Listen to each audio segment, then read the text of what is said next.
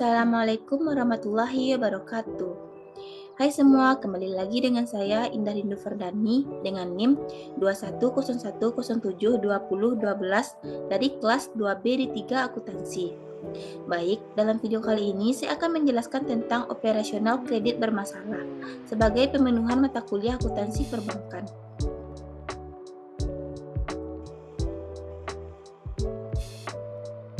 Topik pembahasannya yang pertama yaitu jenis-jenis kelancaran kredit.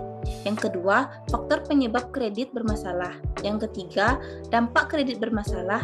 Serta yang keempat, penyelesaian kredit bermasalah.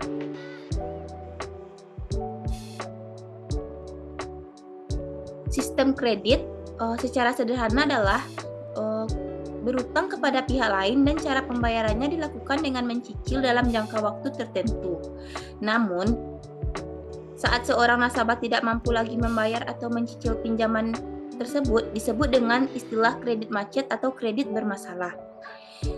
Jadi dapat disimpulkan bahwa kredit macet adalah kredit bermasalah yang menggambarkan suatu situasi di mana persetujuan pengembalian kredit mengalami risiko kegagalan, bahkan menunjukkan bahwa bank akan memperoleh kerugian.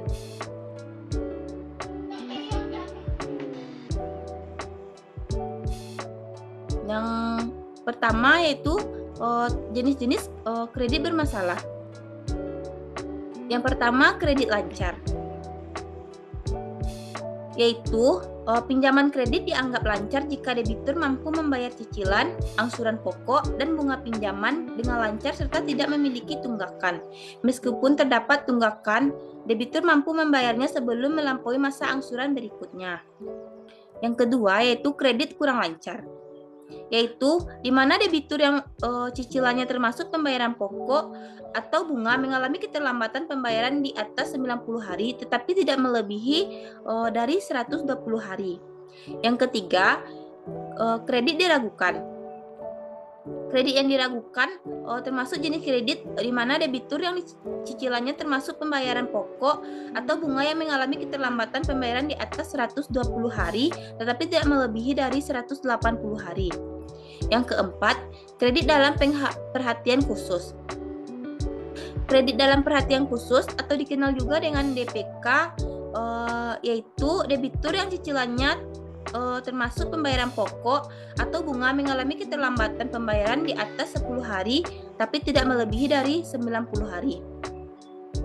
Yang kelima yaitu kredit macet. Kredit macet merupakan kondisi ketika setelah berlalu 18 bulan sejak kredit digolongkan sebagai kredit diragukan. Debitur tidak ada upaya pelunasan, bahkan debitur juga tidak memiliki jaminan apapun.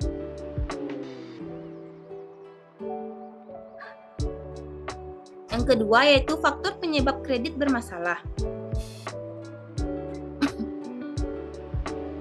Faktor penyebab kredit bermasalah yang pertama yaitu dari nasabah.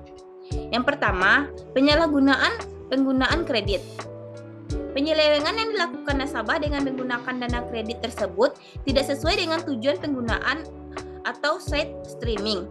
Misalnya dalam pengajuan kredit disebut kredit untuk investasi, ternyata dalam praktiknya setelah dana kredit dicairkan digunakan untuk kredit pemilikan rumah atau KPR. Yang kedua yaitu tidak mampu mengelola keuangan.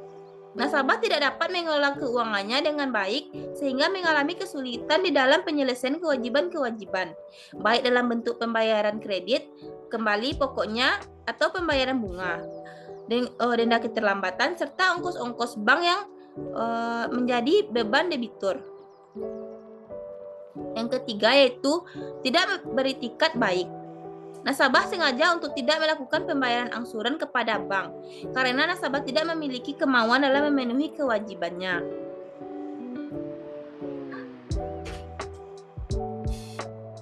Selanjutnya yaitu faktor penyebab kredit bermasalah dari bank. Yang pertama yaitu kualitas pejabat bank kurang baik. Adanya kolusi antara pejabat bank yang menangani kredit dan nasabah sehingga bank memutuskan kredit yang tidak seharusnya diberikan. Misalnya bank melakukan over transaksi terhadap nilai agunan. Yang kedua, persaingan antar bank yang ketat sehingga bank tidak cermat memilah debitur. Yang ketiga, hubungan internal bank. Kelemahan kontrol internal bank, kelemahan dalam melakukan pembinaan dan monitoring kredit debitur. Yang keempat, pengawasan bank. Pengawasan bank dari pihak bank baik sehingga mudahnya debitur tidak melakukan pembayaran utang kepada bank.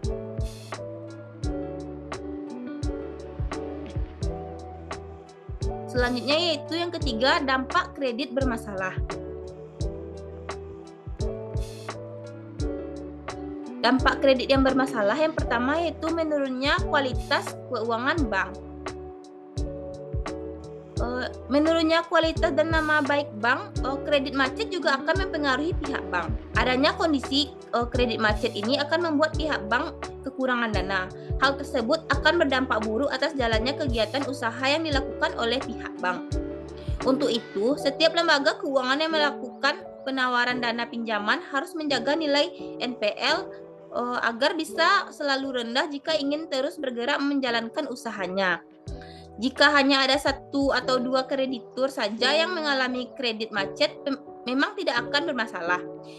Tapi jika jumlahnya banyak dan berlangsung secara bersamaan, maka NPL dari lembaga keuangan tersebut pasti akan meningkat. Yang kedua yaitu menurunnya perekonomian negara.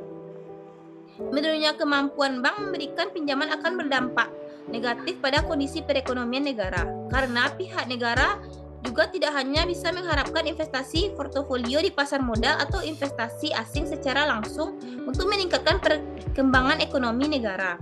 Terlebih lagi, hal tersebut juga akan berimbas negatif pada krisis global. Untuk itu, sumber terbaik lainnya yang dapat diharapkan mampu mendorong perkembangan ekonomi adalah kredit perbankan.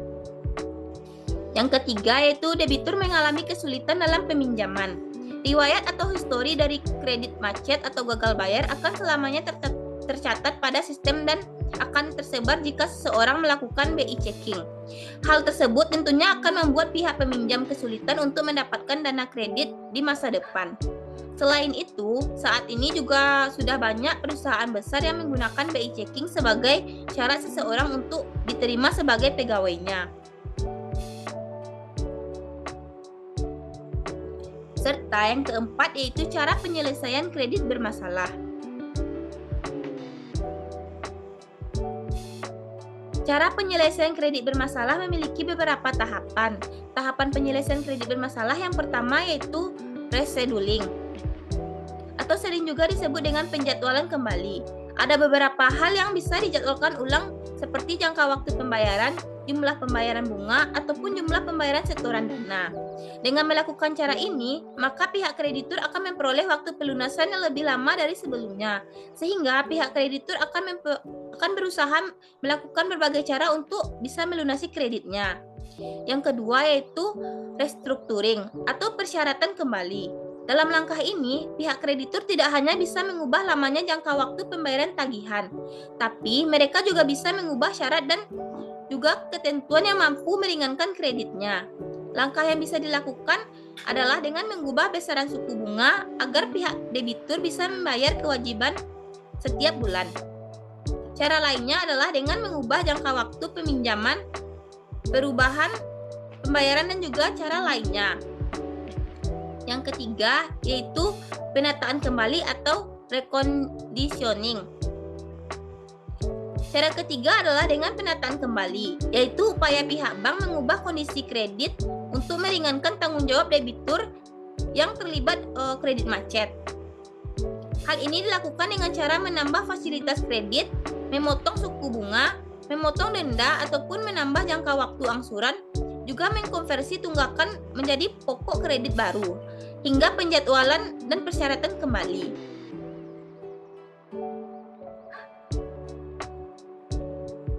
Baik, sekian yang dapat saya sampaikan mengenai operasional kredit bermasalah. Apabila ada salah dan janggal, saya mohon maaf. Wassalamualaikum warahmatullahi wabarakatuh.